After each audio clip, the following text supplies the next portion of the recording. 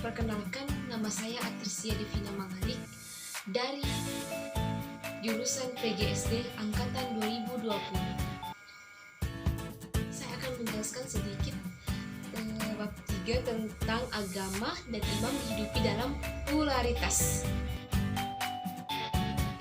Yang pertama-tama kita akan menjelaskan tentang pluralitas. Pluralitas itu seperti apa? Pluralitas itu adalah kesediaan untuk menerima keberagaman. Keberagaman itu seperti budaya, suku, adat, dan agama. Jika keberagaman ini ada di setiap daerah, maka yang kita perlukan itu adalah agama dan imam. Agama dan imam ini sangat diperlukan untuk melaksanakan dan memiliki keberagaman. Jika tidak ada, maka keberagaman tersebut tidak akan berjalan dengan baik. Jadi keberagaman dan pula imam dan agama itu saling terkait dan saling membutuhkan satu sama yang lain. Seperti kita manusia saling membutuhkan satu sama lain agar semuanya berjalan dengan baik. Selanjutnya saya akan menjelaskan tentang macam-macam pengalaman religius melalui pakar. Oke, yang pertama itu pengalaman eksistensial menurut Levinas. Yang kedua, pengalaman eksistensial menurut Thailand Descartes. Terus yang ketiga, pengalaman eksistensial menurut Rudolf Otto. Oke, selanjutnya saya akan menjelaskan satu persatu pengalaman eksistensial menurut Lacan.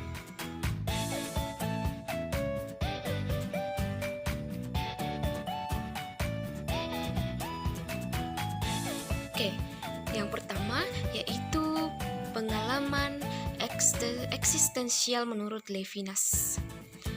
Menurut Levinas, kalau pengalaman religius itu menyatakan pandangannya tentang pengalaman pertemuan dengan seseorang dan cinta. Maksudnya dia mempertemukan seseorang dalam cinta, dalam kasih sayang, dalam persaudaraan. Jadi si Levinas ini memang mengalami pengalaman yang sangat mengharukan dalam percintaan dia, dalam kasih sayangnya, dalam persekutuan untuk saling menyayangi dan saling mengasihi.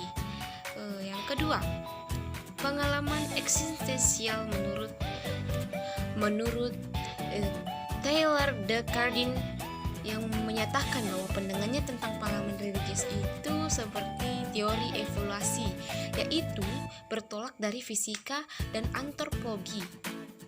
Dari tahap ke tahap satu organisme dan ke alfa omega selalu mengalami perkembangan atau perubahan. Jadi dia selalu mengalami perubahan, perkembangan dalam setiap tahap. Oke, yang ketiga yaitu teori pengalaman eksistensial menurut Rudolf Otto.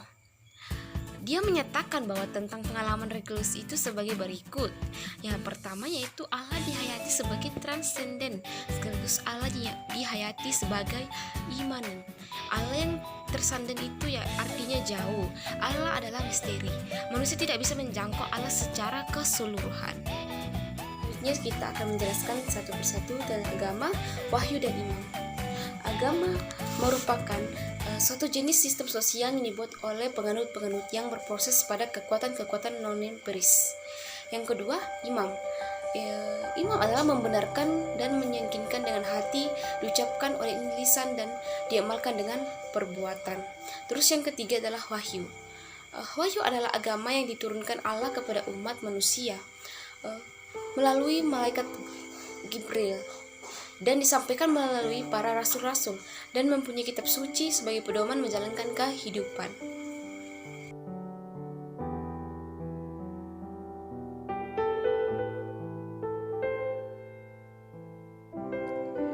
Tadi sudah dikatakan bahwa agama adalah suatu jenis sistem sosial yang dibuat oleh penganut-penganutnya yang berporos pada kekuatan-kekuatan non-empiris yang dipercayainya didayagunakan untuk mencapai keselamatan bagi diri mereka dan masyarakat luas umumnya.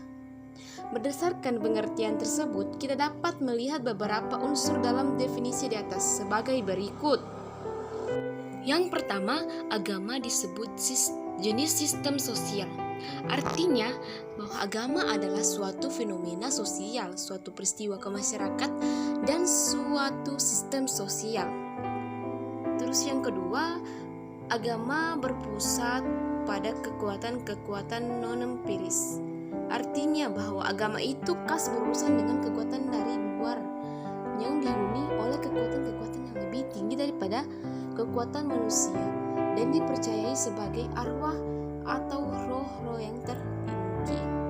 Terus yang ketiga, manusia mendayagunakan kekuatan-kekuatan di atas untuk kepentingannya dan kepentingan diri sendiri dan masyarakat sekitarnya. Yang dimaksud ini adalah keselamatan bagi dunia sekarang ini dan keselamatan dunia lain yang dimasuki manusia kesudah mati. Selanjutnya yaitu dimensi-dimensi agama. Yang pertama, dimensi praktis ritual. Yang kedua, dimensi emotional experiential. Yang ketiga, dimensi relatif mitis. Yang keempat, dimensi filosofis doktrinal. Yang kelima, dimensi legal etis. Yang keenam, dimensi sosial institusional. Yang ketujuh, dimensi material. Oke, selanjutnya saya akan menjelaskan satu persatu tentang dimensi-dimensi agama. Oke, yang pertama yaitu dimensi praktis ritual. Dimensi ini tampak dalam upacara yang dilakukan di sebuah gereja atau tindakan ritual yang dibuat oleh manusia sebagai pengungkapan simbolis mengenai hubungan manusia dengan dasar bahasa hidup dengan Allah yang sangat penuh misteri. Jadi dimensi praktis ritual ini merupakan upacara biasa yang juga disertai dengan bentuk-bentuk.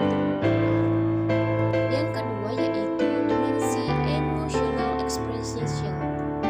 Dimensi ini menunjukkan kepada perasaan atau pengalaman para penganut agama yang bermacam-macam. Peristiwa-peristiwa khusus seperti gaib yang luar biasa yang dialami para penganut menimbulkan berbagai macam perasaan seperti kesedihan dan kegembiraan. Yang ketiga, dimensi naratif mistis. Dimensi ini menyajikan kisah atau cerita-cerita suci untuk direnungkan dan dipetik maknanya. Dengan bermacam-macam bentuk bahasa, manusia bisa menunturkan tentang penciptanya dan menunturkan apa yang telah dilaksanakan penciptanya bagi seluruh umat manusia. Tidak mungkin tuturkan semuanya. Bahasa manusia tidak mencukup saat untuk menuturkannya. Dibuatlah macam-macam kisah seperti kisah pencipta manusia beserta alam semesta, bermacam-macam mitos dan sebagainya. Yang keempat yaitu dimensi filosofis doktrinal. Dimensi ini menyajikan pemikiran nasional, argumentasi dan penalaran terutama menyangkut ajaran-ajaran agama. Selanjutnya dimensi legas etis. Dimensi ini menyangkut perwujudan keyakinan dalam bentuk perilaku moral dalam arti luas. Di sini tentang perilaku-perilaku dalam ajaran-ajaran agama yang kita sudah yakini dan kita pandang hidup dalam agama kita masing-masing. Yang keenam ini dimensi sosial institusional. Dimensi ini menyangkut pemeluk-pemeluk agama sebagai kemanunggalan orang-orang yang merasa searah dan seyakin di dalam menghayati bakti mereka kepada Allah. Oke, yang ketujuh itu dimensi material. Dimensi material ini menyangkut tentang barang-barang, benda-benda, alat-alat dan sarana yang digunakan untuk pemujaan atau untuk pelaksanaan kehidupan agama. Saya akan menjelaskan tentang bentuk-bentuk dialog antar umat beragama. Yang pertama, dialog kehidupan. Yang kedua, dialog tindakan. Dan yang ketiga, dialog pengalaman religius. Bekerjasama dalam maupun gereja dengan agama lainnya seperti Buddha, Konghucu, Hindu, Kristen Protestan, Islam. Mereka bekerja sama dalam kegiatan agama. Oke, yang kedua itu dialog pengalaman religius. Dialog ini sudah memberikan salah satu wujud konkret gereja Katolik dan men-sharingkan pengalaman iman kepada umat yang lainnya adalah melalui kegiatan Natal bersama, Paskah, dan berbagai kegiatan-kegiatan yang ada dalam gereja. Mereka men-sharingkan satu sama lain tentang religius yang pernah mereka alami. Ketiga yaitu dialog kehidupan beragama. Dialog tersebut merupakan suatu proses beriman yang dikomunikasikan atau mengkomunikasikan kepada orang lain ataupun agama lain.